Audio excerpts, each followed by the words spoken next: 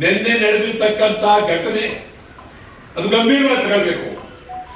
ಯಾರೋ ಒಬ್ಬ ಬಂದು ಹೊಡಿತಾನೆ, ಹೊಡೆದವನು ಯಾರು? ಮರಾಠರು. ತಕ್ಷಣ ಅದನ್ನ ಬದಲಾವಣೆ ಮಾಡೋದಕ್ಕೆ ಒಂದು ಕೆಟ್ಟ ಕೇಸನ್ನ ಅವನ ಮೇಲೆ ಹಾಕ್ತಾರೆ. ಪಾಪ ಅವನ್ ನೋಡಿದ್ರೆ ಕಣ್ಣೀರು ಬರುತ್ತೆ. ಅವನ ಮೇಲೆ ಈ ಕೇಸ್ ಹಾಕೋದು. ಇವತ್ತು ಅವರು ಕೇಸನ್ನು ಇಂತ ಹೊಡಿದ್ದಾರೆ.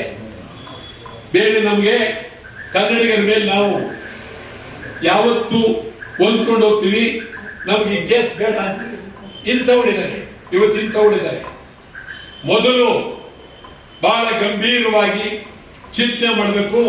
ಈಗ ಬೇಕಾಗಿರೋದು ಒಂದೇ ಒಂದು, ಬೆಳಗಾವಿ ಉಳಿಸೋದ ಕಾರ್ಯಕ್ರಮಗಳೇನು, ಕನ್ನಡದ ಬೆಳವಣಿಗೆ ಏನು, ಕನ್ನಡಿಗರ ಬೆಳವಣಿಗೆ ಏನು, ಉದ್ಯೋಗ ಏನು, ಗಡಿನಾಡು, ಇದು ಬಹಳ ಪ್ರಾಮುಖ್ಯವಾಗಿ ತೆಗೆದುಕೊಳ್ಬೇಕಾಗಿದೆ. ಈ ಬಗ್ಗೆ ನಾವು ಕನ್ನಡ ಒಕ್ಕೂಟ ನಾಳೆ ಮಹಾರಾಷ್ಟ್ರ ಏಕೀಕರಣ ಸಮಿತಿಯನ್ನ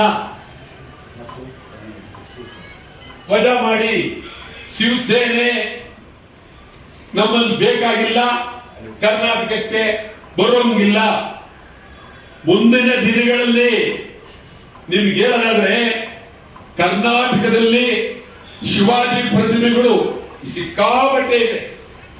ಆದ್ರೆ ಮಹಾರಾಷ್ಟ್ರದಲ್ಲಿ ಒಂದು ಕನ್ನಡಿಗರಿಗೆ ಒಂದು ಎಲ್ಲಾದ್ರೂ ಒಂದು ಕರ್ನಾಟಕ ಪರವಾಗಿ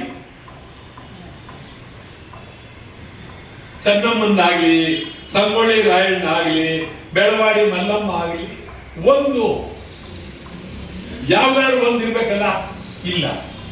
ಇಲ್ಲಿ ಎಲ್ಲಕ್ಕೂ ನಾವು ಅವಕಾಶ ಕೊಟ್ಟಿದ್ದೀವಿ.